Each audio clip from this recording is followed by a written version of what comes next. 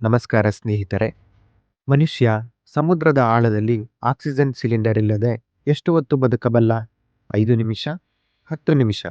ಆದರೆ ನೈಜೀರಿಯಾದ ಹ್ಯಾರಿಸನ್ ಒಕೆನ್ ಎಂಬ ವ್ಯಕ್ತಿ ಅಟ್ಲಾಂಟಿಕ್ ಸಾಗರದ 100 ಅಡಿ ಆಳದಲ್ಲಿ ಸಂಪೂರ್ಣ ಕತ್ತಲೆಯಲ್ಲಿ ಪೂರ್ತಿ 60 ಗಂಟೆಗಳ ಕಾಲ ಬದುಕಿ ಬಂದಿದ್ದನ್ನು ಕೇಳಿದರೆ ನೀವು ಆಶ್ಚರ್ಯಪಡುತ್ತೀರಿ. ಇದು ಕೇವಲ ಅದೃಷ್ಟವಲ್ಲ, ಸಾವಿನ ಮುಂದೆ ನಿಂತು ಗೆದ್ದ ಅಪ್ರತಿಮ ಹೋರಾಟದ ಕತೆ. ಮೇ 2013ರ ಒಂದು ಮುಂಜಾನೆ, ನೈಜೀರಿಯಾದ ಕರಾವಳಿಯಲ್ಲಿ ಜಾಸ್ಕಾನ್ 4 ಎಂಬ ಹಡಗು ಪ್ರಯಾಣಿಸುತ್ತಿತ್ತು. ಹ್ಯಾರಿಸನ್ ಆ ಹಡಗಿನಲ್ಲಿ ಬಾಣಸಿಗನಾಗಿ ಕೆಲಸ ಮಾಡುತ್ತಿದ್ದರು. ಇದ್ದಕ್ಕಿದ್ದಂತೆ ಸಮುದ್ರದಲ್ಲಿ ಭೀಕರ ಅಲೆಗಳು ಎದ್ದು ಹಡಗು ಪಲ್ಟಿಯಾಯಿತು. ಹಡಗಿನಲ್ಲಿದ್ದ ಉಳಿದ 11 ಜನರು ಸಮುದ್ರದ ಪಾಲಾದರು. ಆದರೆ ಹ್ಯಾರಿಸನ್ ಅವರು ಶೌಚಾಲಯದಲ್ಲಿದ್ದ ಕಾರಣ ಹಡಗು ಮುಳುಗಿದಾಗ ಅಲ್ಲಿ ಒಂದು ಸಣ್ಣ ಏರ್ ಪಾಕೆಟ್, ಅಂದರೆ ಗಾಳಿ ತುಂಬಿದ ಸಣ್ಣ ಜಾಗ ಉಳಿದುಕೊಂಡಿತ್ತು.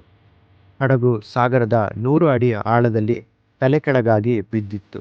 ಹ್ಯಾರಿಸನ್ ಇದ್ದ ಸಣ್ಣ ಕೊಠಡಿಯಲ್ಲಿ ಸೊಂಟದವರೆಗೆ ನೀರಿತ್ತು. ಸುತ್ತಲೂ ಘೋರ ಕತ್ತಲೆ. ಕುಡಿಯಲು ನೀರಿಲ್ಲ, ತಿನ್ನಲು ಆಹಾರವಿಲ್ಲ.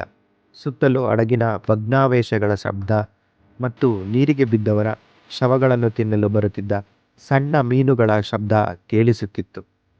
ಹ್ಯಾರಿಸನ್ ಹತಾಶರಾಗಲಿಲ್ಲ.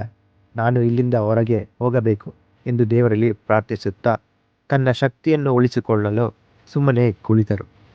ಚಳಿಯಿಂದ ಮೈ ಗಡಗಡ ನಡುಗುತ್ತಿದ್ದರೂ, ಆಕ್ಸಿಜನ್ ಖಾಲಿಯಾಗಬಹುದೆಂಬ ಭಯವಿದ್ದರೂ ಅವರು ಆ 60 ಗಂಟೆಗಳನ್ನು ಕತ್ತಲಲ್ಲೇ ಕಳೆದರು.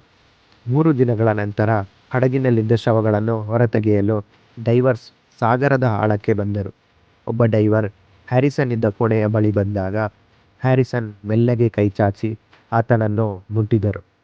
ಆ ಡೈವರ್ಗೆ ಒಂದು ಕ್ಷಣ ಪ್ರಾಣವೇ ಹೋದಂತಾಯಿತು. ಶವಗಳ ನಡುವೆ ಜೀವಂತ ಮನುಷ್ಯನನ್ನು ಕಂಡು ಆತ ಬೆಚ್ಚಿ ಬಿದ್ದಿದ್ದ. ಆ ರೋಚಕ ರಕ್ಷಣಾ ಕಾರ್ಯಾಚರಣೆಯ ವಿಡಿಯೋ ಇಂದಿಗೂ ಇಂಟರ್ನೆಟ್ನಲ್ಲಿ ಲಭ್ಯವಿದೆ. ಹ್ಯಾರಿಸನ್ ಅವರನ್ನು ಸುರಕ್ಷಿತವಾಗಿ ಹೊರತರಲಾಯಿತು. ವೈದ್ಯಕೀಯ ಲೋಕವೇ ಈ ಘಟನೆಯನ್ನು ಕಂಡು ಅಚ್ಚರಿಪಟ್ಟಿತು. ಸ್ನೇಹಿತರೆ, ಹ್ಯಾರಿಸನ್ ಅವರ ಕತೆ ಹೇಳುವುದು ಒಂದೇ. ನಿಮ್ಮ ಪರಿಸ್ಥಿತಿ ಎಷ್ಟೇ ಕರಾಳವಾಗಿದ್ದರೂ ನಂಬಿಕೆ ಮತ್ತು ಧೈರ್ಯವಿದ್ದರೆ ನೀವು ಮೃತ್ಯುವನ್ನು ಗೆದ್ದು ಬರಬಹುದು. ಧನ್ಯವಾದಗಳು.